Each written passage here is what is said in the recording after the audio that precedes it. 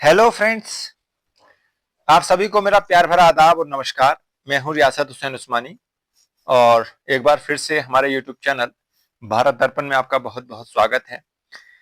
जैसा कि हम रोजाना जो महत्वपूर्ण खबरें होती हैं उन पर हम विशेष चर्चा करते हैं, तो उसी के संदर्भ में जो है आज 13 दिसंबर 2025 की जो महत्वपूर्ण खबरें रही हैं उन पर हम जो है चर्चा करेंगे। तो देखिएगा, सबसे पहली खबर हम यहाँ देखते हैं। भारत ने वाराणसी में पहली स्वदेशी हाइड्रोजन फेरी का शुभारंभ किया।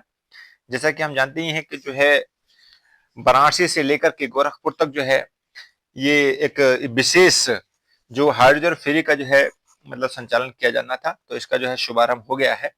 तो भारत ने अपना पहला पूर्णतः स्वदेशी हाइड्रोजन ईंधन सैल यात्री पोत लॉन्च किया है और केंद्रीय मंत्री सर्बानंद सोनोवाल ने जो है उस पोत को हरी झंडी दिखाकर रवाना किया और यह भारत का पहला यात्री पोत है जो हाइड्रोजन ईंधन सेल प्रबंधन का प्रदर्शन करता है। देखिएगा, जैसे कि हम जानते हैं कि जो ईंधन है, हमारे ये ईंधन मुख्य रूप से दो प्रकार के होते हैं। एक तो कह सकते हैं हम जो जिनको हम जो है मतलब जो हमारे जीवाश्म ईंधन होते हैं, यानी अगर वो एक बार प्रयोग हो जाते हैं तो उनको जो है मान लीजिए उनकी नष्ट होना तय हो जाता है। तो एक तो दो प्रकार के होते हैं। एक होता है हमारा दूसरा रिन्यूएबल एनर्जी, यानी जो हमारा जो है जैसे मान के लिए पानी है, हवा है, उसके माध्यम से जो है कुछ चीजें ऐसी होती हैं कि जो है उनको हम अगेन एंड अगेन यूज करते रहते हैं, तो ऐसे ईंधन को कहते हैं हम जो है रिन्यूएबल एनर्जी। तो अब जो है हाइड्रोजन को जो है हमारा जो फ्यूचर का फ्यूल माना जाता है और उसी को लेकर के हम जो है बहुत मतलब कार्य भी कर रहे हैं उसी के संदर्भ में। और ये देखिएगा, हाइड्रोजन ईंधन को जो ये चलने वाली एक प्रकार से एक फेरी का हुई जो है यहाँ पर शुरुआत की गई है। तो ये एक अच्छा कदम है तो सरकार के द्वारा, और सर्बानंद सोनोवाल ने जो है इसको जो है हरी झंडी दिखाकर जो है रवाना किया है। तो ये एक महत्वपूर्ण खबर थी। अच्छा, नेक्स्ट देखते हैं। नेक्स्ट है हमारी समरकंद में साइट्स यानी COP20 का समापन किया गया और सम्मेलन के 50 वर्ष पूरे होने का प्रतीक है। देखिएगा, जैसे कि हम जानते ही हैं कि जो साइट्स है वो विशेष प्रकार से एक एक ऐसा मतलब कह सकते हैं संगठन या ऐसा एक प्रकार के जो कार्य करता है IUCN, उसका एक विशेष कन्वेंशन है ये साइट्स। और उसके लगभग जो है मान लीजिए 50 वर्ष पूरे को होने के लिए जो है जो हो रहे हैं उसी को लेकर के ये विशेष माना जा रहा है। और ये जो है सम्मेलन जो हुआ वो समरकंद में हुआ। पहले हम देख लेते हैं यहाँ पर जो है इसकी खबर।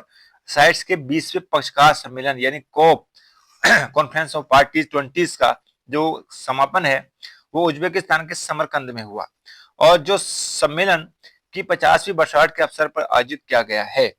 तो देखिएगा, ये अगर हम बात करते हैं तो ये एक विशेष जो है सम्मेलन है और इस पर जो है जो उज्बेकिस्तान के जो समरकंद में हुआ इस पर भी विशेष ध्यान इसलिए दिया गया क्योंकि ये इसकी जो है 50वीं वर्षगांठ थी, है ना। तो 50वीं वर्षगांठ के लिए भी जो है ये मतलब कह सकते हैं एक फेमस रहा है। तो उसी की हम चर्चा करेंगे। तो देखिएगा, सबसे पहले हम चर्चा करते हैं थोड़ी सी यहाँ पर उज्बेकिस्तान, ये समरकंद कहाँ है उसको देख लेते पहले। तो देखिएगा, अगर हम बात करते हैं ये जो हमारा हमने बनाया एक ऐसे, ये आपने देखा भी होगा, ये है हमारा कैस्पियन सी, है ना। ये कैस्पियन सी है। कैस्पियन सी के अगर हम देखेंगे ऐसे करके तो ये आ जाता है हमारा ईरान। क्या आ जाता है ये? ईरान। ईरान इस प्रकार से बनता है।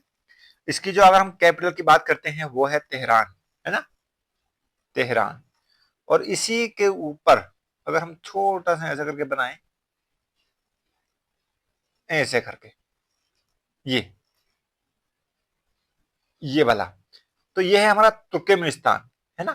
और तुर्कमेनिस्तान के जस्ट ऊपर ये जो बनेगा ये बनता है हमारा उज्बेकिस्तान। ये है हमारा उज्बेकिस्तान। ये उज्बेकिस्तान हुआ, यानी ये है उज्बेकिस्तान, ये है तुर्कमेनिस्तान।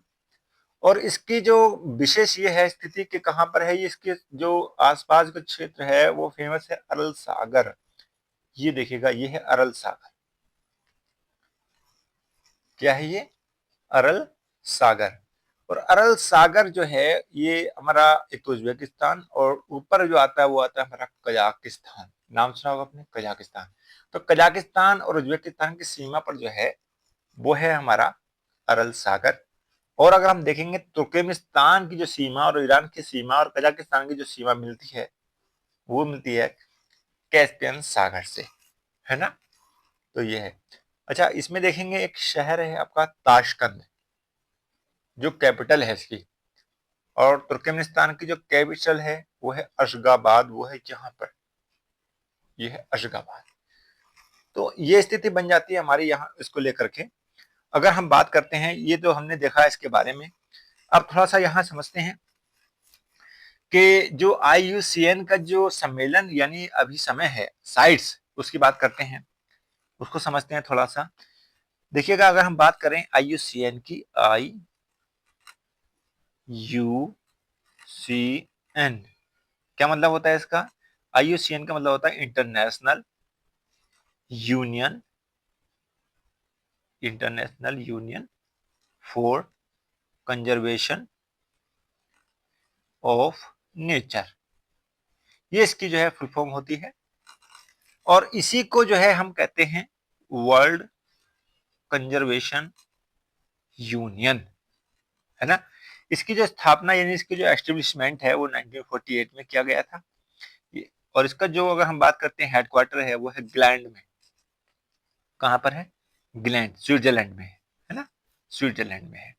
इसका जो मेन ऑब्जेक्टिव रहता है यानी मेन उद्देश्य जो रहता है वो रहता है आपका एनवायरनमेंट को लेकर के, यानी पर्यावरण और बायोडाइवर्सिटी को लेकर के। तो इसके जो मेन उद्देश्य रहते हैं, जो एनवायरनमेंट है और जो बायोडाइवर्सिटीज है उससे जो है विभिन्न जो मतलब मैटर्स होते हैं उनको जो है कंट्रोल करता है, उनको ऑपरेट करता है। ये इसके मुख्य कार्य रहते हैं। और अन्य कार्यों में जो है अगर हम बात करें विशेष रूप से, वो है इसका रेड डेटा। रेड डेटा जो बुक होती है ना, उसको ये क्या करता है? रेड डेटा बुक, इसको इसको क्या करता है? ये जारी करता है ना। इसमें क्या होता है, इसमें जो संकटग्रस्त जो होते हैं यानी एंडेंजर्ड, चाहे वो जीव जंतु हो, उनकी जो है एक लिस्ट होती है जिसके आधार पर ये पता मतलब हम कह सकते हैं कि कौन सा जीव जंतु जो है वो किस कंडीशन में है, एंडेंजर्ड है या क्रिटिकल कंडीशन में है, तो ये सब बताता है। और इसका जो है ये विशेष उद्देश्य रहता है जो पर्यावरण और जैव विविधता को लेकर के कार्य करता है। और इसी का जो विशेष प्रकार से हम कह सकते हैं साइट्स, जो साइट्स है, इसका जो विशेष प्रकार का साइट्स यहाँ के हम बात करेंगे, तो साइट्स जो है वो इसका विशेष प्रकार का क्या है? एक कन्वेंशन है। तो कन्वेंशन क्या हो गया? इसका मतलब ये हुआ कि कन्वेंशन ऑन, इसका जो अगर फुल बात करें, convention on international trade in endangered species of build fauna and flora.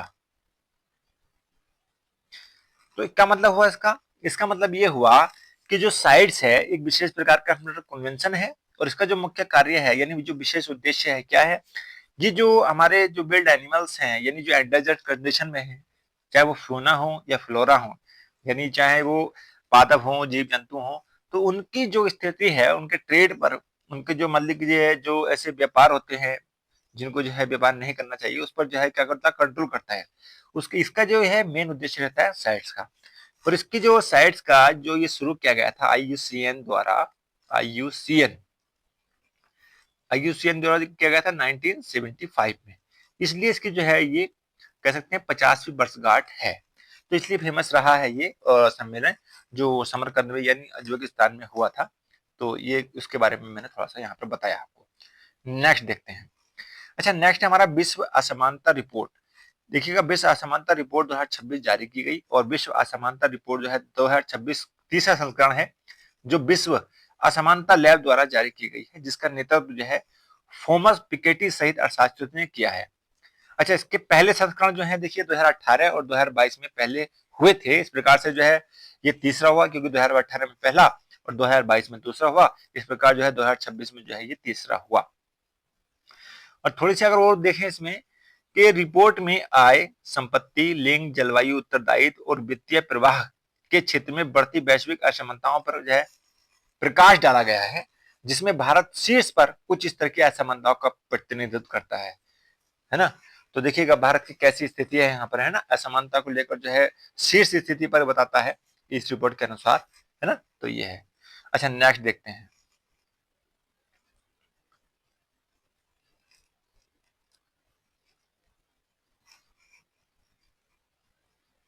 तो ये है हमारा ग्लोबल एनवायरनमेंट आउटलुक को लेकर के है, और ये इसका 7वां संस्करण जारी किया गया है।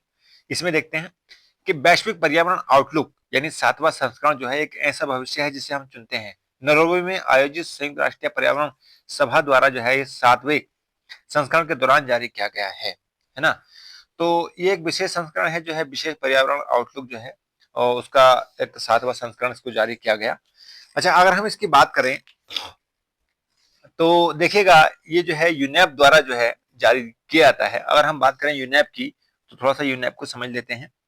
जो यूनेप है, अगर हम बात करें, देखिए यूनेप यूनाइटेड यूनेप इसका फुल फॉर्म है आपका यूनाइटेड नेशंस, है ना, एनवायरमेंट प्रोग्राम। ये इसकी फुल फॉर्म है, यानी यूनाइटेड नेशंस एनवायरमेंट प्रोग्राम। तो इसका जो अगर हम बात करते हैं, इसका जो एस्टेब्लिशमेंट है वो 1972 में हुआ था, है ना। और इसका जो मुख्यालय हेडक्वार्टर की बात करते हैं तो वो है आपका नैरोबी में। कहाँ है? नैरोबी यानी केन्या में, है ना, केन्या। तो ये केन्या में आता है। और इसका जो अगर हम बात करते हैं मेन ऑब्जेक्टिव है इसका पर्यावरण, ये जो मुद्दे हैं उनको लेकर के है। पर्यावरण, उनके कार्यक्रमों को और उनके जो है क्रियाकलाप है उनको क्या करता है, क्रियान्वयन करता है ना। निरीक्षण करेगा, मॉनिटरिंग करेगा उसकी, और जो है सुपरविजन यानी अधीक्षण करेगा। तो इसकी जो है ये कार्य होता है यूनेप का। अगर हम बात करें जो है इसके विशेष कार्यों में जो है आता है, जैसे कि मान के चलिए ये कार्य एक इसका है कि ये जो है प्रति वर्ष या कह सकते हैं एक विशेष अवधि के अंतराल पर जो है क्या करता है, ये मतलब एक प्रति वर्ष के जो मनाया जाता है वो है हमारा एनवायरमेंट डे। एनवायरमेंट डे जो 5 जून को प्रतिवर्ष होता है। ये तो ये है। और एक हमारा जो एक अवधि के अंतराल के आधार पर भी होता है वो है हमारा कार्य पर्यावरण, जो हमारा आउटलुक, जिसके हम अभी बात कर रहे हैं, यानी वैश्विक पर्यावरण आउटलुक। तो ये जारी किया जाता है और इसका जो है मुख्य उद्देश्य रहता है कि एनवायरमेंट के मुद्दों पर जो है बात, उस पर जो है मुख्य उद्देश्य यानी मुख्य फोकस किया जाए, इसका ये रहता है कार्य। और जो है जैसे मान के चलिए इस पर क्या स्थिति है, वर्तमान में क्या कदम उठाए गए हैं, उसको भविष्य में क्या है, क्या स्थिति होने वाली है, तो उस पर ये विशेष ध्यान देता है। ये जो है ग्लोबल एनवायरमेंट आउटलुक जो है। और इसके अतिरिक्त तो जो है एक जारी और करता है पुरस्कार, जिसे हम ग्लोबल ये कहते हैं, ग्लोब 500 अवार्ड भी जारी करता है ये, यानी जो पर्यावरण से रिलेटेड है तो उसको जो है ये जारी करता है। और ऐसे लोगों को जो है दिया जाता है जो है पर्यावरण में विशेष कार्य कर रहे हैं, उसके लिए भी एक विशेष कार्य है। तो ये है काम इसका। अच्छा, अगर हम बात करते हैं इसके जो कन्वेंशन है, अगर कन्वेंशन की बात करें, दो मुख्य कन्वेंशन है। एक तो हमारा कन्वेंशन आता है CMS, एक आता है हमारा CBD, है ना, CBD। अब ये कन्वेंशन देखिएगा तो कन्वेंशन ऑन कंजर्वेशन, इसका जो फुल फॉर्म है convention on conservation migration species, इसकी ये फुल फॉर्म होती है। अगर हम बात करें CBD की तो CBD होती है कन्वेंशन ऑन बायोडाइवर्सिटी,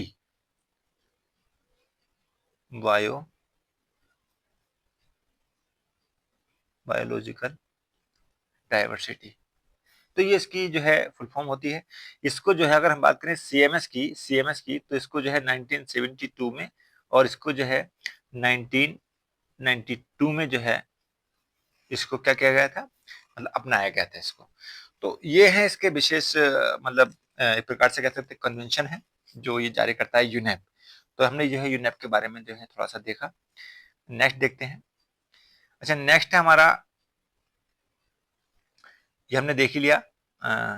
अच्छा, बालाघाट को लेकर के देखिएगा, बालाघाट को लेकर के खबर है कि बालाघाट में आत्मसमर्पण के बाद जो है मध्य प्रदेश ने खुद को नक्सलवाद मुक्त घोषित कर लिया है और मध्य प्रदेश के मुख्यमंत्री मोहन यादव ने बालाघाट जिले में 2 माओवादियों के आत्मसमर्पण के बाद राज्य को नक्सलवाद मुक्त घोषित किया। यह घोषणा उन्होंने भोपाल से वीडियो कॉन्फ्रेंस के माध्यम से संबोधित करते हुए पुनर्वास कार्यक्रम अभियान के अंतर्गत आयोजित एक कार्यक्रम में की थी। जैसा कि हमने देखा था कि जो पीछे जो हमारे नक्सलवाद को लेकर के बहुत चर्चा में रहा और बहुत से जो है मतलब जो नक्सलवादी वो भी मारे गए और हमारे जो है जवान भी उसमें बहुत सारे शहीद हुए थे। तो उसको लेकर के खबर थी ये कि जो मध्य प्रदेश ने जो है अपने आप को क्या कर दिया, नक्सलवाद से मुक्त राज्य घोषित कर दिया है मोहनलाल यादव ने, है ना। चलिए नेक्स्ट देखते हैं। नेक्स्ट हमारी जो है भारत का ब्रह्मांड विजन, यानी 2047 की बात हो रही है। बोस्टन कंसल्टिंग ग्रुप और Z47 की संयुक्त रिपोर्ट के अनुसार जो है निर्माण क्षेत्र का जीडीपी में हिस्सा 2047 तक बढ़कर 25% हो जाएगा, जिससे भारत एक वैश्विक औद्योगिक केंद्र के रूप में उभरेगा। मेक इन इंडिया, आत्मनिर्भर भारत और PLI योजनाएं घरेलू उत्पादन क्षमता और विभिन्न क्षेत्रों के विस्तार को गति दे रही हैं। तो देखिएगा ये हमारी जो है एक विशेष मतलब कह सकते हैं रिपोर्ट है, जिसके अनुसार ऐसा माना जा रहा है कि जो है 2047 तक जो है जो जीडीपी का हिस्सा है उसमें 25% जो है किसका हो जाएगा, विनिर्माण क्षेत्र का हो जाएगा। तो ऐसा माना जा रहा है। अगर हम बात करते हैं जीडीपी की बात, तो देखिएगा जो हमारी IMF है, IMF के अनुसार जो है अगर हमारी बात करते हैं जीडीपी की स्थिति क्या है, तो देखिए IMF कहता है कि जो वर्ल्ड में चौथी, यानी हम पहले देखें USA, उसके बाद में जो है चाइना और उसके बाद में जो है जर्मनी, और जर्मनी के बाद में जो है इंडिया जो है वो 4th नंबर की क्या है, इकोनॉमी है ना इंडिया। तो इंडिया क्या है हमारे 4th नंबर के, उसके बाद आता है हमारा जो मतलब 5वें नंबर पर वो है हमारा जापान। तो हम कह सकते हैं कि जो IMF है, IMF के अनुसार जो है USA, चाइना और जर्मनी, इनके बाद में जो है चौथे नंबर पर जो है जीडीपी में आता है। और ये बताता है कि IMF की जो है इंडिया जो है चौथे नंबर की सबसे बढ़ती हुई जो है अर्थव्यवस्था है और उसी के आधार पर जो है इसको माना गया है। अगर हम यूएसए की बात करें तो देखिएगा 30.5 ट्रिलियन डॉलर है ना, इसकी जो जीडीपी की बात करते हैं। और हम बात करें चाइना की तो उसकी है 19.23 ट्रिलियन डॉलर, है ना। अगर हम जर्मनी की बात करते हैं तो जर्मनी की है 4.74 ट्रिलियन डॉलर, है ना। अगर हम इंडिया की बात करते हैं तो इंडिया देखिएगा 4.187 यानी 18 कह सकते हैं ट्रिलियन डॉलर। तो देखिएगा मतलब हमारा जर्मनी में और इसमें जो है लगभग 0.6 या 0.5 का जो है ट्रिलियन का डॉलर का जो है डिफरेंस है। तो ये है हमारे पास जो चौथे नंबर की जो है सबसे मतलब कह सकते हैं उभरती हुई चौथी अर्थव्यवस्था है IMF के अनुसार। जापान से आगे हैं हम और जो है जर्मनी से पीछे हैं, है ना। तो इस प्रकार जो है चौथे नंबर पर आते हैं। अगर हम थोड़ी सी और बात कर दे यहाँ पर, अगर हम जो समीक्षा इकोनॉमिक सर्वे हुआ हमारा, जो इकोनॉमिक सर्वे 2024 और 25 के अनुसार जो है अगर हम देखें तो इसमें जो है एग्रीकल्चर और जो इंडस्ट्रियल यानी सेकंड जो पार्ट है और सर्विसेज, इसमें अगर हम बात करें जीडीपी के पहले बात करें तो जीडीपी का जो है इसका कंट्रीब्यूशन कितना है वो देख लेते हैं पहले। देखिए जीडीपी में कंट्रीब्यूशन है इसका 16%। अगर हम इंडस्ट्री की बात करें तो वो है 29%। अगर हम बात करें सर्विसेज की तो सर्विसेज में जो हमारी है वो है लगभग 55%, यानी जीडीपी का ये कंट्रीब्यूशन है। तो 16% एग्रीकल्चर का, 29% सेकेंडरी यानी जो इंडस्ट्री और उसके रिलेटेड है उसका, और 55% जो है वो सर्विसेज का है। जहां तक अगर हम बात करें पॉपुलेशन की, जो पॉपुलेशन है हमारी और उसका जो मतलब एम्प्लॉयमेंट है, तो एम्प्लॉयमेंट को अगर हम बात करें तो देखिएगा इसमें लगभग जो है 46 जो है एम्प्लॉयमेंट हमारा यहाँ से आता है ना, इसमें लगे हुए हैं लोग। पॉपुलेशन में जो है यानी 46% पॉपुलेशन जो है हमारी किसमें है, एग्रीकल्चर में लगी हुई है। अगर हम बात करते हैं 29% जो है पॉपुलेशन, सॉरी 24% जो है पॉपुलेशन किसमें लगी हुई है, वो हमारी सेकेंडरी यानी इंडस्ट्रियल एंड रिलेटेड जो एरियाज हैं उसमें लगी हुई है। अगर हम बात करें सर्विसेज की तो सर्विसेज में जो है लगभग 30% जो है पॉपुलेशन हमारी सर्विस सेक्टर में लगी हुई है। तो इस प्रकार से जो है ये इकोनॉमिक सर्वे जो है 24 और 25 की बात मतलब के अनुसार ऐसी स्थिति नजर आती है। अच्छा नेक्स्ट देखते हैं। नेक्स्ट हमारा रूफटॉप सोलर जो इंस्टॉलेशन में लखनऊ उत्तर प्रदेश में अग्रणी रहा। जैसा कि हम जानते हैं कि जो प्रधानमंत्री सूर्य घर मुफ्त बिजली योजना के तहत जो है घरों पर जो सोलर पैनल लगाए जा रहे हैं, तो उनकी बात है, और लगभग जो है 1,000 जो मतलब सॉरी 1 करोड़ जो है घरों पर ऐसा मतलब माना जा रहा है कि उसको लगाने का लक्ष्य रखा गया है, और उस क्षेत्र में जो है लखनऊ उत्तर प्रदेश में जो है प्रथम स्थान पर आया है। तो ये अच्छा, नेक्स्ट खबर देखते हैं। राष्ट्रपति मुर्मू का मणिपुर में 2 दिवसीय जनसंपर्क कार्यक्रम है, और इम्फाल में कार्यक्रम हार्दिक स्वागत, पोलो मैच का दौरा, नागरिक कार्यों और कई विकास परियोजनाओं का शुभारंभ किया गया, और सामुदायिक सहयोग इम्फाल में आंतरिक रूप से विस्थापित व्यक्तियों से मुलाकात की, उनकी चिंताओं की समीक्षा की और उस सहायता उपाय पर भी जो है चर्चा की। तो देखिएगा यहाँ पर एक और विशेष ये बात है, यहाँ पर देखेंगे ये है के ऐतिहासिक और क्षेत्रीय संपर्क नूपीलाल स्मारक पर श्रद्धांजलि दी और अर्पण किया, और उसके बाद जो है सेनापति में परियोजनाओं का उद्घाटन और लोगों से वार्ता की। देखिए इम्फाल है हमारा मणिपुर में, और जो है अगर हम बात करते हैं थोड़ा सा नॉर्थ ईस्ट को देखें, तो ये हमारा ये बन जाता है सिक्किम, ये बन जाता है हमारा अरुणाचल प्रदेश, ऐसे करके है ना, ये ऐसा करके, और ये बन जाता है हमारा मेघालय, है ना, ये मेघालय है, ये असम है, ये अरुणाचल है, और ये आता है नागालैंड, ये आता है मणिपुर, और ये आता है मिजोरम, और ये आता है त्रिपुरा। इस प्रकार से जो हमारे स्टेट हैं, यानी मेघालय, ये आता है सिक्किम हमारा, सिक्किम। तो देखिए ये सिक्किम हुआ, ये मेघालय हुआ, ये अरुणाचल प्रदेश हुआ, ये नागालैंड हुआ, ये मणिपुर हुआ, और ये मिजोरम, ये त्रिपुरा, और ये आसाम। तो हमारे जो नॉर्थ स्टेट के जो स्टेट मतलब आते हैं, वो सिक्किम को मिलाकर के 8 हो गए हैं। और जो है अगर हम सिविल हिस्ट्री की बात करते हैं, तो इसमें सिक्किम को जो है शामिल नहीं किया जाता है। तो इस तरह से जो है 8 स्टेट, यानी 8 स्टेट जो है पूर्वोत्तर क्षेत्र के माने जाते हैं इसको। और जो है अगर हम सेवन सिस्टर की बात करते हैं, तो जिसमें सिक्किम को शामिल नहीं किया जाता है। तो अगर हम बात करें देखिए सिक्किम की, तो सिक्किम की राजधानी क्या है, कैपिटल वो है गैंगटोक। मणिपुर की वो सॉरी अरुणाचल प्रदेश करें तो वो है ईटानगर। अगर हम असम की बात करें वो है दिसपुर। अगर हम मेघालय की बात करते हैं वो है शिलोंग। अगर हम नागालैंड की बात करते हैं वो है कोहिमा, और इसकी है इम्फाल, है ना। और मिजोरम की आइजोल है, और त्रिपुरा की क्या है, अगरतला। तो इस प्रकार से जो है हमारे नॉर्थ ईस्ट जो है स्टेट है, उन पर हमने चर्चा की। और जो है देखिएगा ये है हमारा मणिपुर, और यहीं पर जो है राष्ट्रपति जो द्रौपदी मुर्मू जी, उन्होंने जहां भी यहाँ का दौरा किया है ना। तो ये है बात। अच्छा नेक्स्ट देखते हैं क्या कह रहे हैं। साथ काम करना जारी रखेंगे भारत और अमेरिका। भारत और अमेरिका के प्रतिनिधियों की 2 दिवसीय वार्ता के गुरुवार को समाप्त होने के साथ ही, यानी ऐसा माना जा रहा है कि जो वार्ता हुई है, तो उसको लेकर के ऐसा माना जा रहा है कि भारत और अमेरिका जो है वो काम करना जारी रखेंगे साथ साथ, है ना। तो ये है उत्तर प्रदेश की। देखिए खबर है एसआईआर को लेकर के कि जो है उत्तर प्रदेश सहित 6 प्रदेशों में जो पुनरीक्षण कार्यक्रम हो रहा है, तो उसकी जो है डेट को बढ़ा दिया गया है, अलग अलग डेटें दी गई हैं, है ना। तो उत्तर प्रदेश में है 26 दिसंबर, ये है उसकी खबर। अच्छा नेक्स्ट देखते हैं। एक देश एक चुनाव संबंधी संसदीय समिति का कार्यकाल बढ़ा, और जो है ये जो कार्यकाल हो गया है 2026 जो बजट सत्र होगा उसकी आगे सप्ताह का एक दिन पहले तक बढ़ाने की मांग की गई है। देखिएगा जैसा कि हम जानते हैं कि जो है एक देश यानी वन नेशन वन इलेक्शन की जो है चर्चा हो रही है एक लंबे समय से, कि जो है सत्ता पक्ष चाहता है कि जो है एक देश एक चुनाव होना चाहिए, लेकिन विपक्ष जो है इस पर मतलब अपना तर्क देता है कि ऐसा नहीं होना चाहिए। तो ये बात रखी गई है, और इसी को लेकर के संसदीय समिति को जो है गठन किया गया था। उसका कार्यकाल जो है जो 2026 है उसका जो आखिरी सप्ताह के पहले के दिन तक बढ़ाने का निर्णय लिया गया है बजट सत्र का, है ना।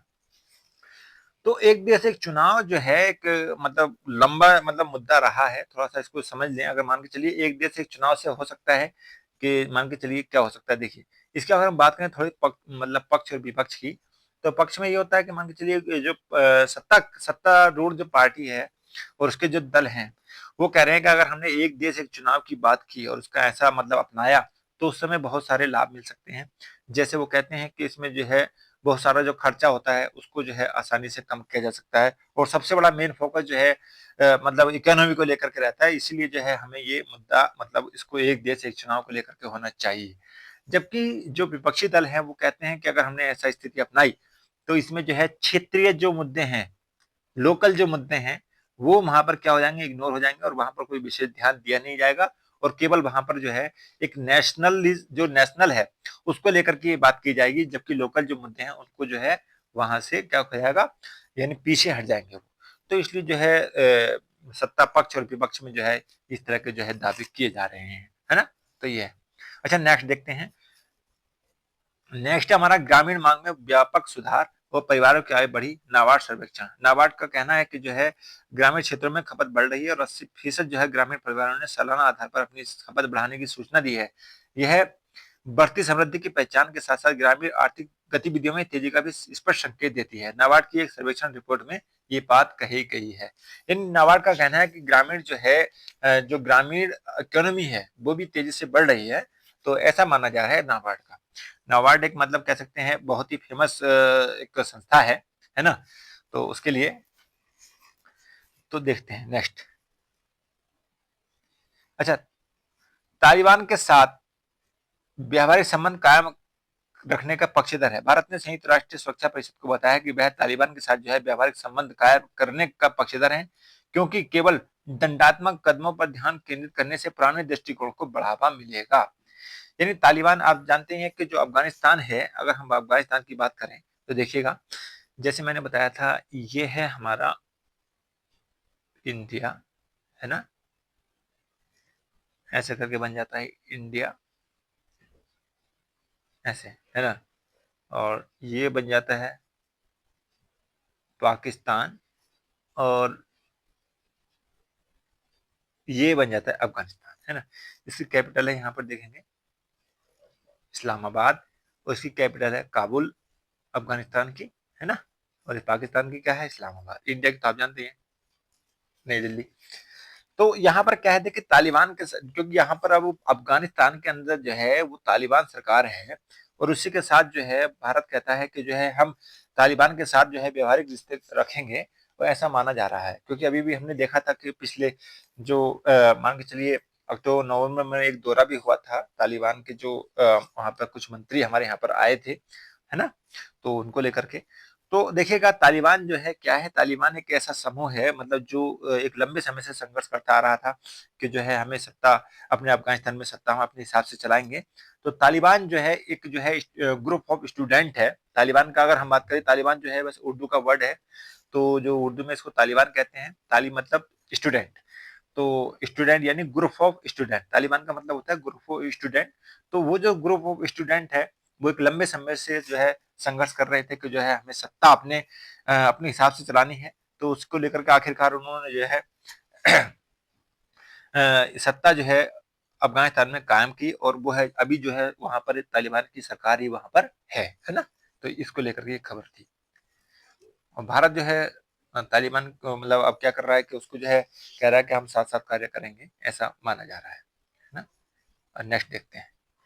अच्छा, बांग्लादेश में 12 फरवरी को संसदीय चुनाव होगा। ये बांग्लादेश को लेकर के खबरें हैं कि जो चुनाव की बात है वो आम चुनाव जो है 12 फरवरी को किए जाएंगे और अगस्त 2024 में छात्रों के हिंसक प्रदर्शन में शेख हसीना के नेतृत्व वाली जो है अवामी लीग सरकार के सत्ता से बेदखल होने के बाद जो है यह पहले चुनाव होंगे।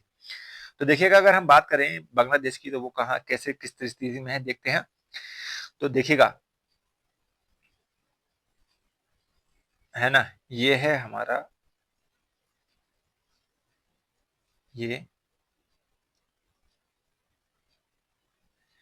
हमने जो बनाया था अभी मिजोरम, त्रिपुरा, है ना,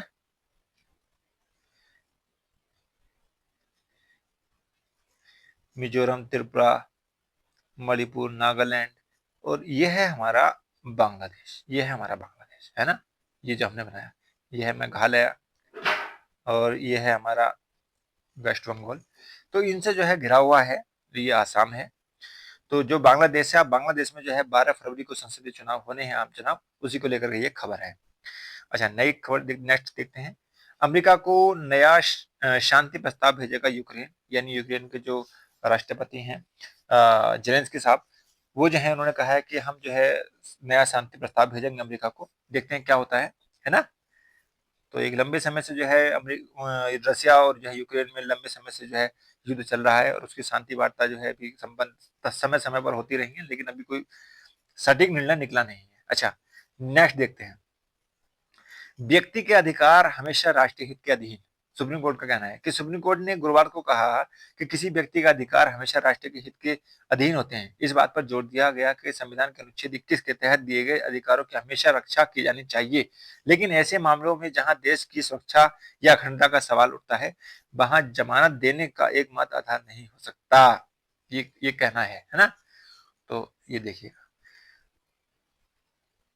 अफगानिस्तान को लेकर के खबर है कि अफगानिस्तान के खिलाफ पाक के व्यापार और पारगमन आतंकवाद की भारत ने की निंदा। भारत ने पाकिस्तान पर व्यापार और पारगमन आतंकवाद का आरोप लगाते हुए उसकी कड़ी आलोचना की है और यूएन में भारत के स्थायी प्रतिनिधि राजदूत परबथानेनी हरीश ने पाकिस्तान का नाम लिए बिना कहा कि एक भू संबंध यानी जो देश है के लिए जो है आवागमन बंद करना निंदनीय कदम है ना? और जो है संयुक्त राष्ट्र का जो ये कदम है ये माना जा रहा है ऐसा। अच्छा देखिए, नेक्स्ट देखते हैं।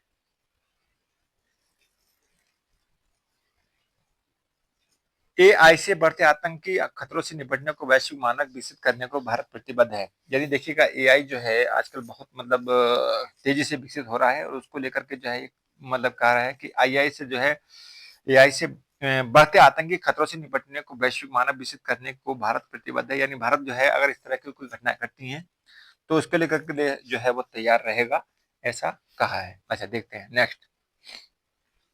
नेक्स्ट हमारी नेपाल को लेकर के। नेपाल की जो अगर हम बात करते हैं, क्योंकि 2000 अभी देखते हैं पीछे जो हुआ था, है ना? सत्ता मतलब उखाड़ फेंक दी गई वहां पर।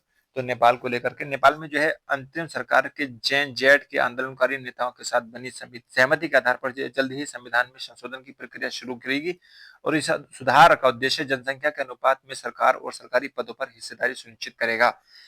देखिए जैसे कि माना जा रहा है कि एक विशेष प्रकार का संशोधन किया जाएगा संविधान में, तो उसमें देखते हैं क्या होता है। हालांकि देखिए 2015 में जो है संविधान ही बना था नेपाल के अंदर, तो देख लेते हैं। अच्छा, ये नेक्स्ट खबर है और हम लगभग अंतिम छोर पर हैं। और कैंसर सेल के व्यवहार का अनुमान लगाने में मददगार है एआई। और ये देखिए, एआई जैसे कि हम जानते हैं कि बहुत तेजी से विकसित होने वाली जो है एक प्रकार से एक विशेष सिस्टम है। और अगर हम बात करें यहाँ तो कैंसर सेल के व्यवहार का भी जो है अनुमान लगा सकता है एआई। ऐसी जो है ये एक विशेष खबर दी गई है कि जैसे कि हम कुछ चीजें एआई से जो है उसकी मदद से कर सकते हैं, है ना? तो ये है।